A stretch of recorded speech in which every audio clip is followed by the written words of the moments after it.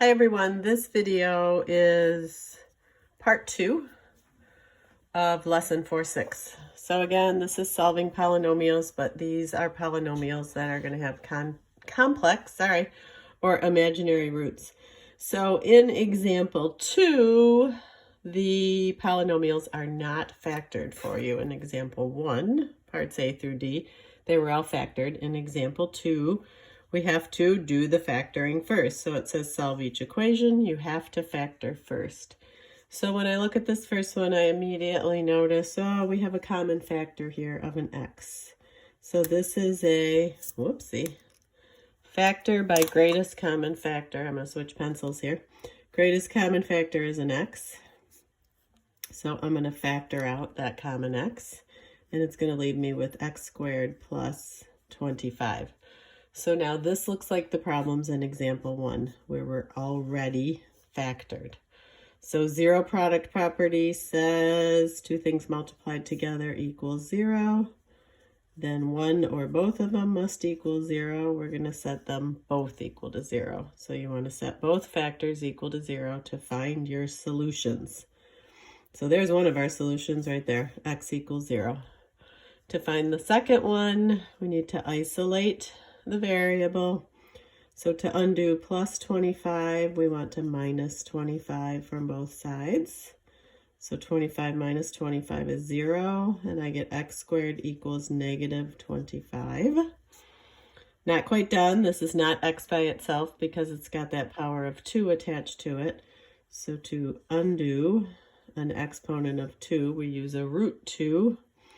So those undo each other. And we're left with x. Remember, whenever you square root both sides, you want to add your plus and minus. And I'm going to write this negative 25 as negative 1 times 25. Hopefully by now, you're getting used to the fact that when you have a negative under the square root, your answer is going to have an I in it. Because, let's rewrite this. It was in the last video, but let's rewrite this. Oops, don't write that. Square root of negative 1 equals I. It's going to come up in, I'm guessing, all of these problems. So if I separate my negative number into negative 1 times a positive number, then I can also separate them into two radicals. So I now have x equals plus or minus the square root of negative 1 is I, the imaginary number, and the square root of 25 is 5. So those are my other two solutions because I have one positive and one negative. And remember, I said in the previous video, we always want to write that I behind our coefficient just like we do with variables. And also just a reminder, in the first video I said these complex or imaginary roots always come in pairs. So that's why we have the plus or minus. Hopefully that will help you remember to put the plus and minus in too, because roots with the I always come in pairs. All right, let's look at B. In this one, right away again, I see, oh, this is a greatest common factor because 3 goes into 3 and 3 goes into 27 evenly, and they also both have an x. So I'm going to factor out a 3x. And I'm going to get 3 divided by 3 is 1. X to the third divided by x to the 1 is x squared. Subtract your exponents, right? 27 divided by 3 is 9. X divided by x is 1. So those x's 1 out. And then don't forget your equal 0. Okay, zero product property now. Set both factors equal to 0 and solve for x. So here, to undo 3 multiplied by x, I'm going to use division.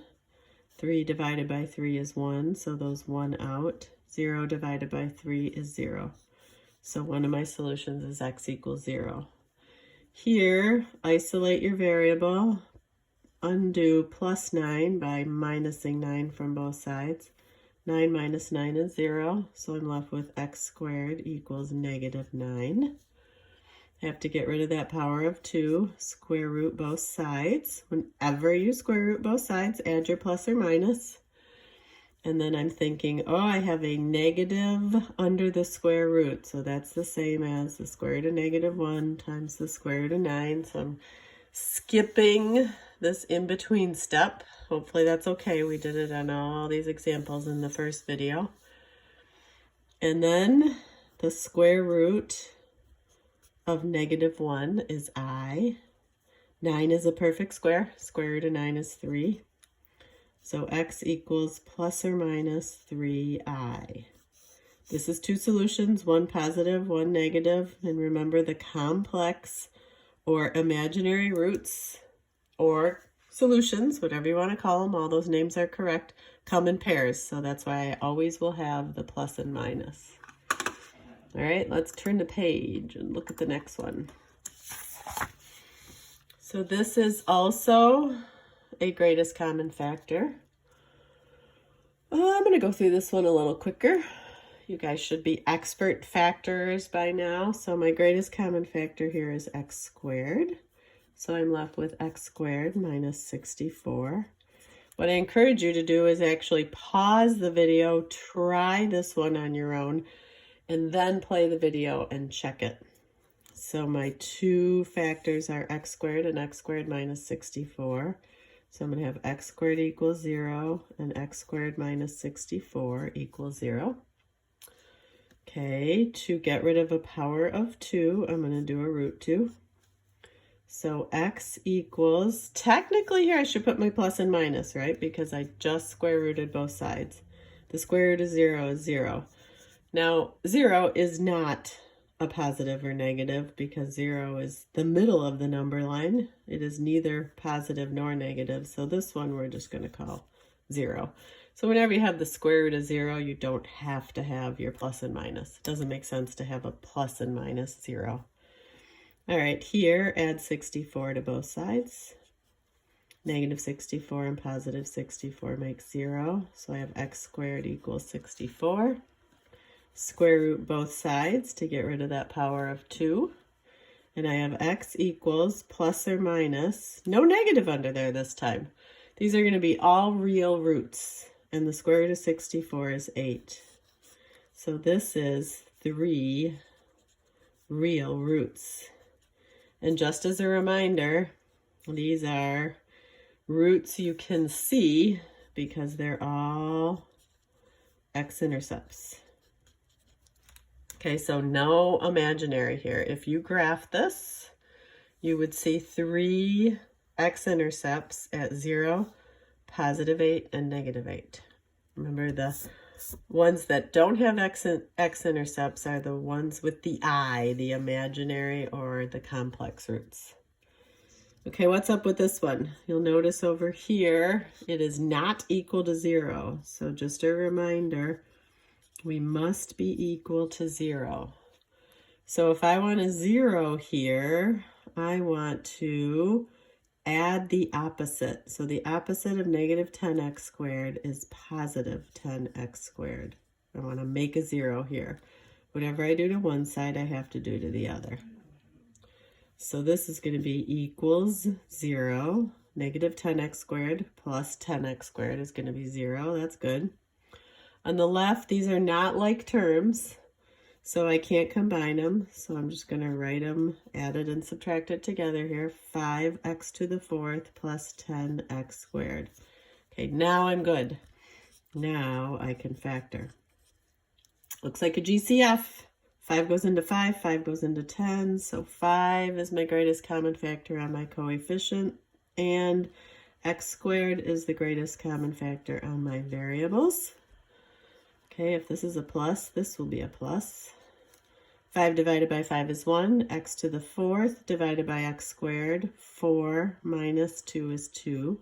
So that'll be x squared. 10 divided by 5 is 2. X squared divided by x squared is 1.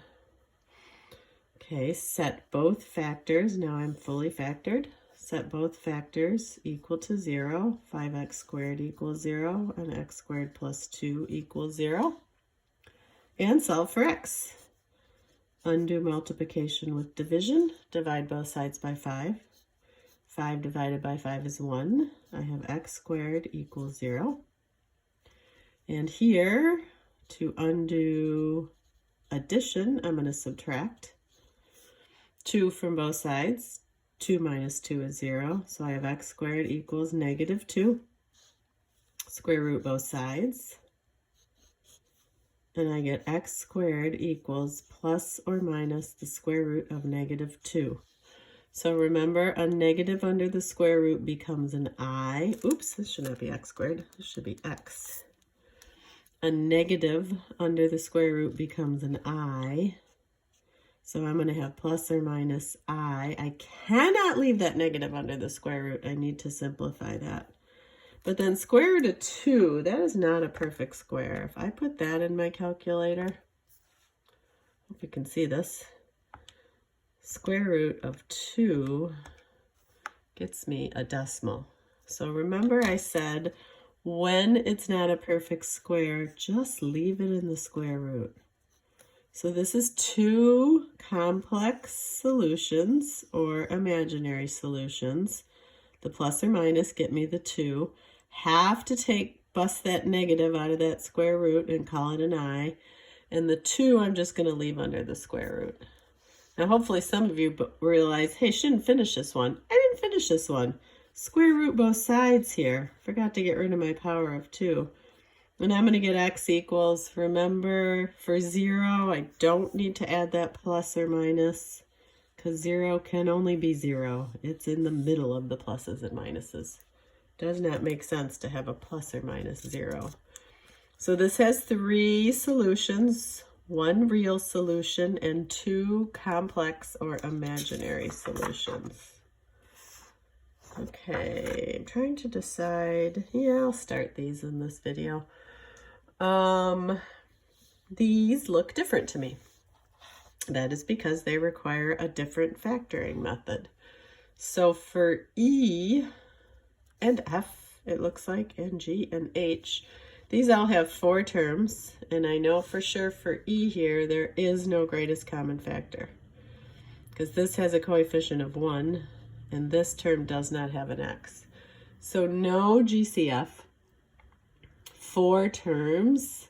Hopefully after a lot of practice in section 4.5, you realize this is a factor by grouping. So we split this guy in half and do a GCF factoring here and a GCF factoring here.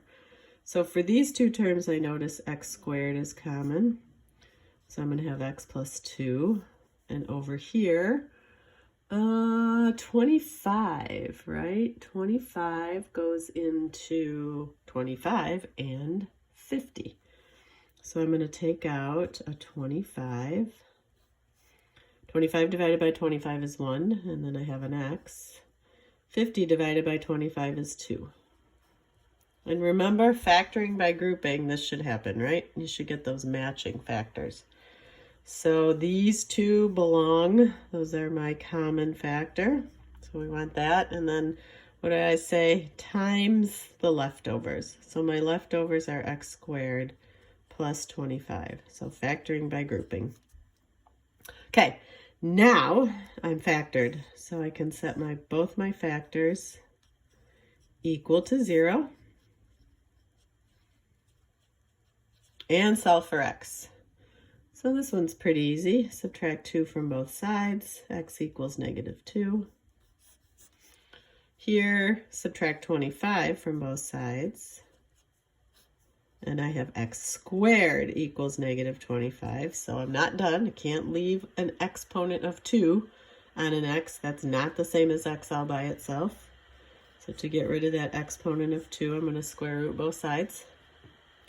So I'm going to have x equals plus or minus square root of negative 25. So I'm kind of starting to skip a step here, but I'll just write it over on the side here. This is the same as the square root of negative 1 times the square root of 25. Square root of negative 1 is going to be I. Square root of 25, that's a perfect square. That's going to be 5. And then I want to rewrite that so the coefficient comes first and the I comes second, just like I do with variables. All right. 2 complex solutions or complex roots or imaginary solutions or imaginary roots, and 1 real root. This one, if I graphed, will look like an x-intercept. These will not be an x-intercept. All right, here's another factoring by grouping. No greatest common factor. So let's split it down the middle. Here I have an x squared in common. I'm going to end up with x plus 4. And here looks like a 4 I have in common. So I'm going to end up with x negative 16 divided by negative 4 is positive 4. So I have that matching factor. So those belong. X plus 4, and then here's my leftovers. X squared minus 4 equals 0. Negative 4x. Just checking my factoring there. Yes. Okay, that looks good. Now I'm factored. So by 0 product property, 2 things multiplied together equal 0. Either one equals 0 or the other, or we say both. X squared minus 4 equals 0 here. Solve both equation for x minus 4 from both sides. X equals negative 4. Okay, that's a real solution. I'll just put real here. And add 4 to both sides. X squared equals 4. And then square root both sides to get rid of that power of 2. And I'm going to get x equals plus or minus. I don't have a negative under this.